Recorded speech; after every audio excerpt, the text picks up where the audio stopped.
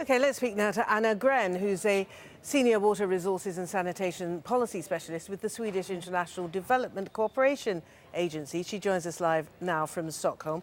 Thank you very much indeed for talking to us. Clearly this is a massive problem. Why is it, do you believe, given your experience in this area, that countries, the governments of countries who are perhaps most at risk as a result of these diseases, why is it that they don't invest more into providing clean water and proper sanitation facilities? Thank you, Martine. It's a very good question, and well, there are a number of reasons. I think that it's been a lack of understanding, unfortunately, from a number of policymakers, to the fact that, as we just heard, 2.4 billion people, that's 30% of the global population, are lacking adequate sanitation, and 663 million people are lacking access to safe water. And the implications of this with regards to overall development, not just to the health aspects, but overall, if you think about the Agenda 2030, it goes from the whole range of reduction of poverty, access to education, access to food security, and there has not really been an understanding in terms of the implications that this has in terms of economic development and not having a healthy population. There are estimates that say that the total economic losses around the world associated to inadequate water supply and sanitation are approximately $260 billion per year.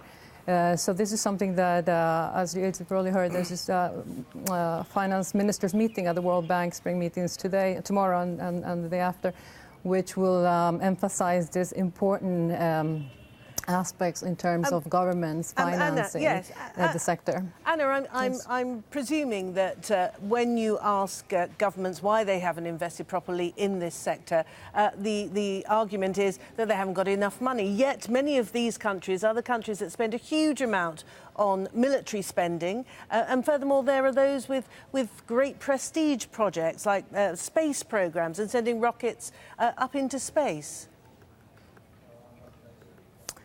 Yes, I mean, again, it's a highly political issue, and this is something that we as SIDA and many other donors and with the organizations that we work are trying to support, and to support also science and the policy and the science results of what this lack of investments in the sectors, what they mean in terms of development.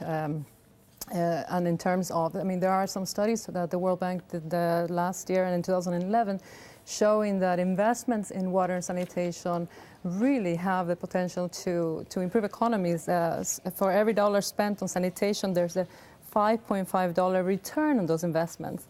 So those are financial investments and also the social investments. When you invest in women's education, for example, but if you don't invest on water and sanitation, you don't address the issues as a whole.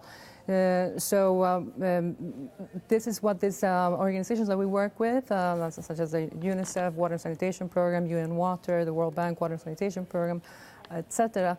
This is what we're really trying to support them also at helping these governments to build this institutional capacity and the knowledge of why it is so important to invest in water sanitation, because the link is associated across the whole board of development. Without a healthy population, it's very difficult to have a woman or a man go to work and be productive. Absolutely. And there are many other links, and there's this saying that says, water is life, sanitation is dignity. And I'd like to add to that, access to safe water and sustainable sanitation and hygiene is sustainable development. AnaGren, thank you very much. Really good to get your thoughts. Thank you.